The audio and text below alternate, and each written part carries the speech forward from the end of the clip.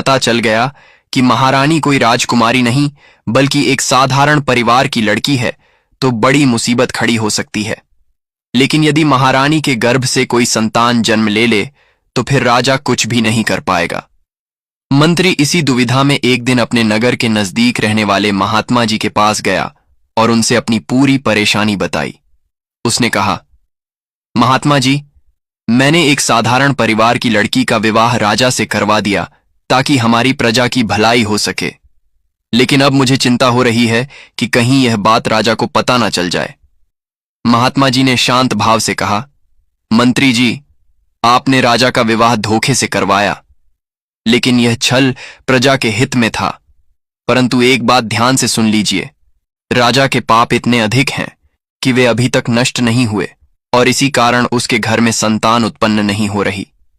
लेकिन साथ ही यदि अब तक राजमहल पर कोई बड़ी मुसीबत नहीं आई है तो इसका कारण रानी के पुण्य कर्म है।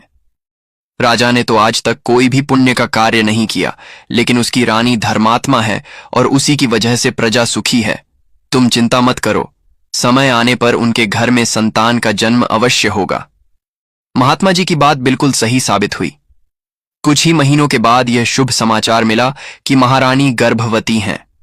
यह सुनकर राजा अत्यंत प्रसन्न हुआ और उसने रानी की सेवा में कई दासियों को नियुक्त कर दिया। परंतु इसी समय राजा के मन में पड़ोसी राज्य बसंतगढ़ पर आक्रमण करने के विचार भी आने लगे।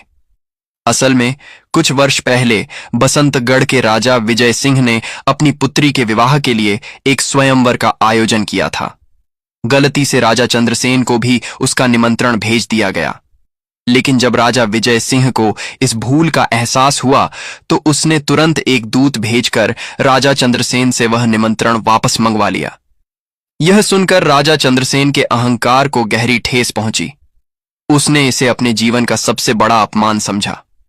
आज तक किसी ने उसका इतना बड़ा अपमान नहीं किया था। यह अपमान उसके मन में एक जलती हुई चिंगारी की तरह धधक रहा था। वह बस मौके की तलाश में था कि किसी दिन बसंतगढ़ के राजा विजय सिंह से बदला ले सके।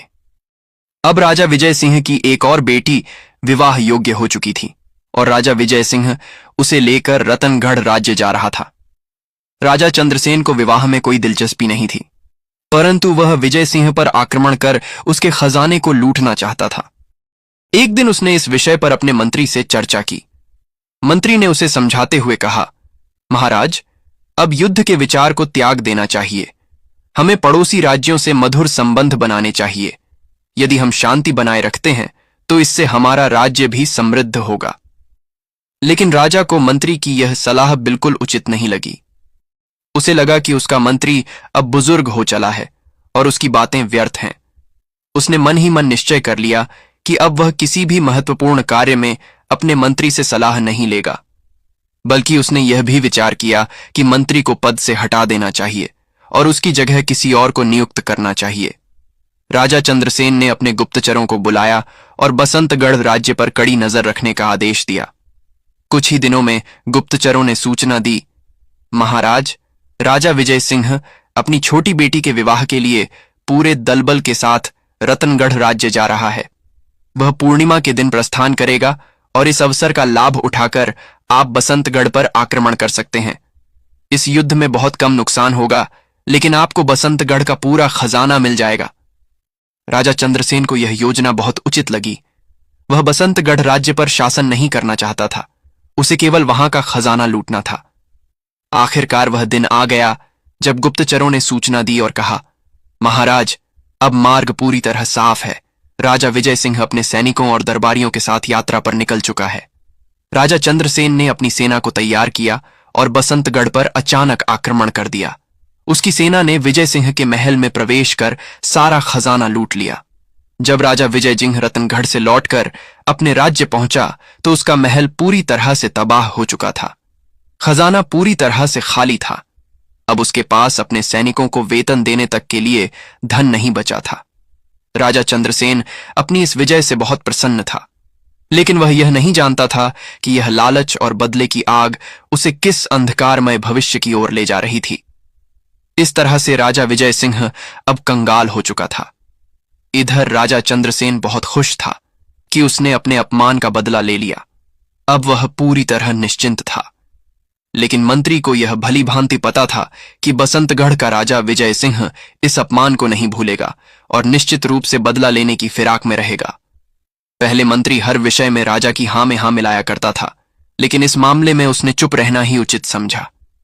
वह यह बात महारानी से भी नहीं कह सकता था, क्योंकि जब से वे गर्भवती हुई थीं, वे अपने कक्ष से बाहर नहीं निकलती थीं और किसी भी गैर पुरुष को उनसे मिलने की अनुमति नहीं थी। समय बीतता गया और वह दिन आ गया जब महारानी ने एक संतान को जन्म दिया। राजा को बड़ी उत्सुकता थी कि कोई बड़ी खुशखबरी आने वाली है, लेकिन जब दाई राजा के समक्ष पहुंची तो वह बहुत उदास थी। राजा ने आश्चर्यचकित होकर पूछा, दाई, तुम उदास क्यों हो? मुझे यह बताओ कि महारानी ने पुत्र को जन्म दिया है या पुत्री को? दाई बोली, महाराज, ऐसी बात नहीं है।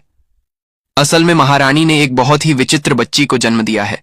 उसका मुख तो सामान्य बच्चों की तरह है, लेकिन उसका पूरा शरीर पत्थर का है। मैंने ऐसी संतान न कभी देखी न कभी सुनी। यह सुनकर राजा स्तब्ध रह गया। जब वह रानी के कक्ष में गया तो देखकर दंग रह गया कि नवजात शिशु का केवल चेहरा ही जीवित था, जबकि बाकी पूरा शरीर पत्थर का था। राजा ने व्याकुल होकर कहा, रानी, हम इस विचित्र बच्ची का क्या करेंगे?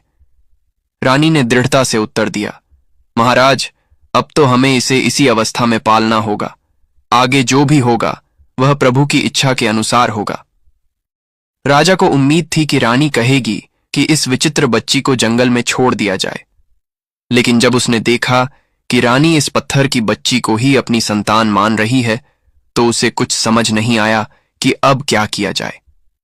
राजा सोचने लगा कि अगर उसने इस विचित्र बच्ची को महल में रखा तो सभी के सामने उसकी हंसी उड़ाई जाएगी। उसे लगा कि ऐसी बच्ची को महल में रहने का कोई अधिकार नहीं है। कुछ दिनों बाद राजा का मन भारी रहने लगा। वह अपने विचारों से विचलित होकर मन बहलाने के लिए शिकार पर जंगल चला गया। जंगल में उसकी नजर एक बहुत ही सुंदर युवती पर पड़ी। राजा उसके समीप गया और पूछा, देवी, आप कौन हैं और इस जंगल में क्या कर रही हैं? युवती मुस्कुराकर बोली, मैं एक राज्य की राजकुमारी हूं। मैंने राजा चंद्रसेन के पराक्रम और यश के बारे में बहुत कुछ सुना था। मैं उनसे विवाह करने की इच्छा रखती थी, इसी कारण मैं यहां आई थी। लेकिन यहां आकर मुझे पता चला कि राजा का विवाह पहले ही हो चुका है, और वह भी एक गरीब किसान की बेटी से।